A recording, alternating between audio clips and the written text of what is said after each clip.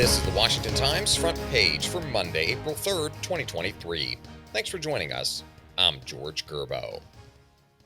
While many are celebrating the indictment of former President Trump, polls show that the public is dubious about the charges.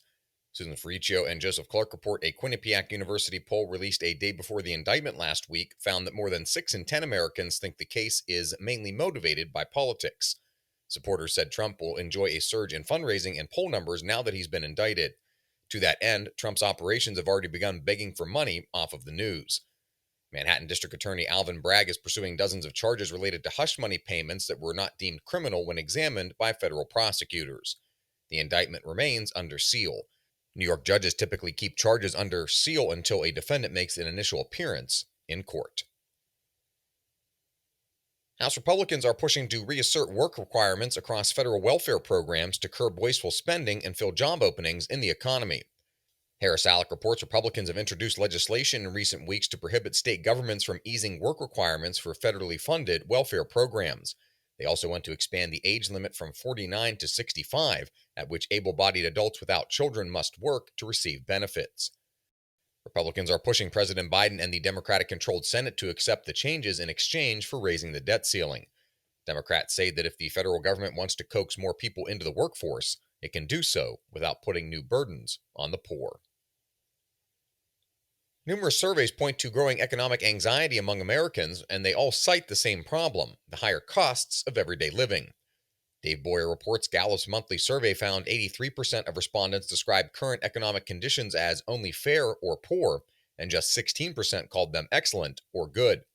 Asked about economic conditions, 72% said they are worsening, and many cited inflation.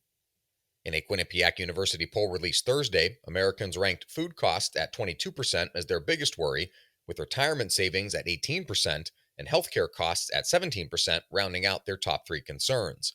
More than 6 in 10 Americans said they're cutting back on expenses such as dining out and home improvement projects. You can read all of these stories at WashingtonTimes.com/front page. You can also find the entire lineup of Washington Times podcasts at WashingtonTimes.com/podcasts. China's government is systematically buying U.S. farmland as part of a strategy to meet soaring domestic demand and bolster their agricultural sector.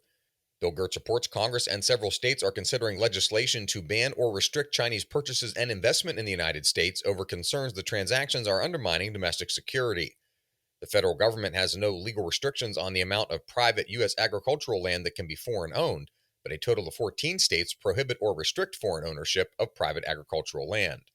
Congress debated legislation regarding foreign purchases of U.S. land, but passed only minor measures requiring improved reporting by the Department of Agriculture. And finally, U.S. Citizenship and Immigration Services is now allowing applicants to select the gender of their choice without having to provide matching documentation. Stephen Dinan reports the agency said the public requested the change during a 2021 comment period about breaking down barriers to immigration benefits. Some applicants said the gender issue was a problem.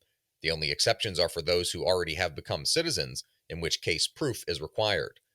USCIS said the change is in line with President Biden's executive orders to make it easier to apply for immigration benefits and to advance his equity agenda. Find all today's front page stories at WashingtonTimes.com/front page or on the Washington Times app, and find us wherever you get your podcasts. Just search Washington Times in any major podcast app. You can also find us on Twitter and Instagram at WashTimes for breaking news, sports, commentary, and more. For the Washington Times, I'm George Gerbo.